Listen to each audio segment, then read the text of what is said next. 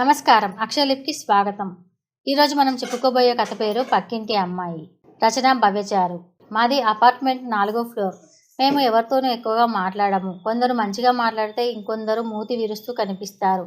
దాదాపుగా 10 ఏళ్లు కావడంతో అందరూ తెలుసు. అంటే ముఖపరిచయం మాత్రమే, పలకరింపులు లేవు. నయం, అదే అయినా దక్కిందని సంతోషం. పొద్దున్నే 4 గంటల నుండి కుక్కర్ సౌండ్లు, పోప్ సౌండ్లతో అపార్ట్మెంట్ లేస్తుంది. దాదాపు 9 గంటల వరకు అందరూ ఎక్కడి వారక్కడ డ్యూటీలోకి వెళ్ళిపోతారు. నేను కూడా ఉంటానా ఏంటి? నా పని కూడా అంతే కదా. పని చేసుకొని పిల్లలను రెడీ చేసి బాక్సులు పెట్టి నా బాక్స్ కూడా సర్దుకొని 8 గంటల వరకు వెళ్ళిపోయి మళ్ళీ సాయంత్రం 5కి రావడం, మళ్ళీ వంట, హోంవర్క్, తినడం, పడుకోవడం, ఇదే రొటీన్ అయ్యింది. మా పక్క పోర్షన్ ఖాళీ అయింది. ఇంతకుముందు ఉండేవాళ్ళు వాళ్ళ సొంత ఊరికి వెళ్ళిపోవడంతో అది ఖాళీగానే ఉండేది. కొన్ని రోజులు గడిచాయి. ఒకరోజు నేను స్కూల్ నుండి వచ్చే వరకు ఎవరో సామాను సర్దుతున్నారు. సరే, ఎవరో కొత్తగా దిగి ఉంటారు అని అనుకొని నా పనిలో పడిపోయాను. కాసేపయ్యాక పాపం ఈరోజే వచ్చారు కదా, ఏమైనా వండుకున్నారో లేదో అని వెళ్ళి అడుగుదాం అనుకుని వెళ్ళాను. అప్పటికే అన్నీ సర్దినట్లు ఉన్నారు. లైట్స్ ఆపేసి పడుకున్నారనుకుంటా. ఇంతలో పక్కింటి ఆవిడ నన్ను చూసి పలకరిస్తూ వాళ్ళు కొత్తగా పెళ్ళయింది, ఈరోజే దిగారు, ఇద్దరు సాఫ్ట్వేర్ ఉద్యోగులే అనుకుంటా అని వివరాలు అందించింది. అమ్మయ్య, వివరాలు తెలిసాయి. సాఫ్ట్వేర్ అంటే మన టైంకి వారు ఉండరు, వారి టైంకి మనం ఉండము. సరేలే అని అనుకుని ఆవిడ దగ్గర సెలవు తీసుకొని ఇంట్లోకి వచ్చాను. ఇక రోజు నేను వెళ్ళే టైంకి ఆ అమ్మాయి కూడా వెళ్ళేది. అబ్బా చెప్పొద్దు, చాలా అందంగా ఉండేది. ఆ అమ్మాయి పెద్ద కళ్ళు, వాలు జడ, హైట్కి తగ్గ పర్సనాలిటీ బాగుండేది. చూసే కొద్దీ చూడాలి అనిపించే అందం ఆమెది. ఆడదాన్ని అయినా నాకే ముద్దొచ్చేది. ఇక ఆ అబ్బాయి మాత్రం నల్లగా అంత బాగుండేవాడు కాదు. మరి వారిది పెద్దలు చేసిన పెళ్ళో లవ్ మ్యారేజో అనేది అర్థం కాలేదు నాకు. మాట్లాడాలని ఎంత ప్రయత్నం చేసినా ఎప్పుడూ డోర్స్ మూసే ఉండేవి. టీవీ సౌండ్ మాత్రం అనిపించేది పెద్దగా. వాళ్ళు వచ్చిన 6 నెలలు గడిచిపోయాయి. ఒకరోజు పొద్దున్నే, ఆదివారం అనుకుంటా, కాస్త లేటుగా లేచాము. బయట ఏదో గొడవగా అనిపించింది. మా వారిని వెళ్ళి చూడమని అన్నాను. ఆయన వెళ్ళారు. ఇంతలో నేను పిల్లలు ఫ్రెష్ అయ్యాము. గొడవ చాలా పెద్దగా వినిపిస్తోంది. ఏంటా అని నేను కూడా వెళ్ళాను. అక్కడ పోలీసులు ఉన్నారు. పక్కవారిని ఏదేదో అడుగుతున్నారు. నేను వెళ్ళగానే నన్ను కూడా పిలిచారు వాళ్ళు. ఏమమ్మా, ఏంటి, వీళ్ళు మీ పక్కింట్లోనే ఉంటారు కదా, వారి గురించి మీకు తెలిసింది చెప్పండి అని అంటూ అడిగారు. సార్, నేను ఇంట్లో ఉండను, నేను టీచర్ని, నా పనేదో నేనేదో, నాకేమీ తెలియదు అని, ఏం జరిగిందని అడిగాను. ఏంటమ్మా, పక్కింట్లో ఉండి ఏమీ తెలియదు అని అంటున్నారు అందరూ. ఆ అమ్మాయిని చంపేసి ఊరేశాడు.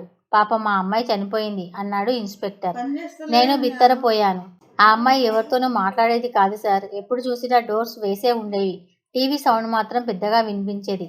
మేము కూడా కొత్తగా పెళ్ళయింది కదా అని ఎక్కువ మాట్లాడేవాళ్ళం కాదు అని అంది పక్కింటావిడ. ఇంతలో లోపల నుండి ఒక కానిస్టేబుల్ ఒక డైరీ తీసుకొని వచ్చాడు. అది చదవమని ఇచ్చాడు ఇన్స్పెక్టర్ మాకు. మేము అందులోకి తలలు దూర్చాము. నా పేరు జయలక్ష్మి. మీరు ఈ డైరీ చదివేసరికి నేను ఉంటానా ఉండనా అనేదే నా అనుమానం. ఎందుకంటే బాబీని ప్రేమించి పెళ్లి చేసుకున్నా. నేను బాబీ నా వెంట 6 ఏళ్లు పడి ప్రేమించాను అని అన్నాడు. అతను బాగోకపోయినా అతని మనసు మంచిదని చేసుకున్నా. పెద్దవాళ్ళకి ఇష్టం లేకున్నా. పెళ్ళయ్యాక మా వారు అది పెట్టలేదు, ఇది పెట్టలేదని గొడవలు పడ్డాడు నాతో.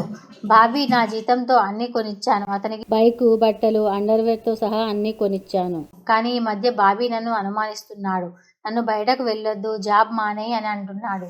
జాబ్కి వెళ్ళినా అక్కడ ఎవరితో మాట్లాడినా వారితో అక్రమ సంబంధం అంటగట్టి ఇంటికి రాగానే తాగి బెల్ట్ తీసుకొని విపరీతంగా కొడుతున్నప్పుడు నా ఏడుపు వినిపించకూడదని టీవీ సౌండ్ పెద్దగా పెడుతున్నాడు. మా వాళ్ళతో కూడా మాట్లాడించడం లేదు. నాకు ఏం చేయాలో అర్థం కావడం లేదు అని ఉంది అందులో. ఇంతలో పోలీసులు అతన్ని అరెస్టు చేసి తీసుకొని వెళ్ళారు. తల్లిదండ్రులు వచ్చి జయ శరీరాన్ని తీసుకొని వెళ్ళిపోయారు ఏడుస్తూ. పాపం జయలక్ష్మి కనీసం నోరు విప్పి ఒక్క మాట మాకు చెప్పినా మేము ఏదో ఒకటి చేసేవాళ్ళం.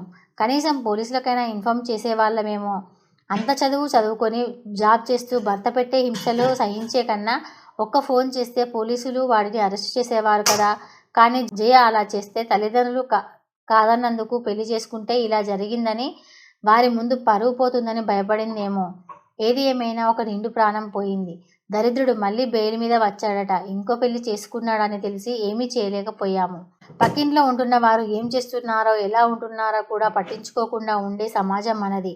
అందులో నేను ఒకదాన్ని. నాకెందుకులే అని అనుకున్నా. కానీ ఒక్కసారి అయినా ఆ అమ్మాయితో మాట్లాడి ఉంటే పరిస్థితి చెప్పేదేమో అని అనిపిస్తోంది. కానీ తల్లిదండ్రులకే చెప్పలేనిది నాకు చెప్తుందా అని అనుమానం మరోవైపు. ఇది జరిగిన సంవత్సరం తర్వాత మేము ఆ ఇల్లు ఖాళీ చేసి వేరే ఇంటికి మారాము. నేను జాబ్ మానేసా. అక్కడ అందరినీ పరిచయం చేసుకున్నా. అందరి సమస్యలు నాకు చెప్పండి అని మహిళా గ్రూప్ని పెట్టాను. కానీ చేతులు కాలాక ఆకులు పట్టుకుంటే ఏం లాభం? కానీ ఇక్కడ అందరూ సమస్యలు చెప్పుకుంటున్నారు. అమ్మాయిలు ప్రేమించాను అని వెంటపడితే వెంటనే ప్రేమలో పడకండి. వాడిని గమనించండి. పెద్దవారికి చెప్పండి. పెళ్ళైన తర్వాత వాడు ఏమైనా బాధలు పెడుతుంటే చేతిలో ఉన్న ఫోన్తో ఒక్క ఫోన్ చేస్తే మీ సమస్య తీరిపోతుంది. ఆ తర్వాత ఏమవుతుంది అంటారా?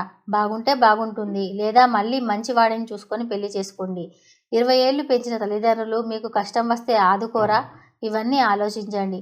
ఎవరి దగ్గరో ప్రాణం పోయే బదులు మీ వాళ్ళ మధ్యలో ఉండండి, పోరాడండి. కానీ పిచ్చిగా ప్రేమించి నిండు జీవితాన్ని నరకం చేసుకొని వాడి చేతిలో చావకండి. ఈ కథ కనుక మీకు నచ్చినట్లయితే లైక్ చేయండి, షేర్ చేయండి. అలాగే మా ఛానల్ని సబ్స్క్రైబ్ చేసి పక్కనే ఉన్న బెల్ గంటని యాక్టివేట్ చేయడం అసలు మర్చిపోవద్దు. ధన్యవాదాలు.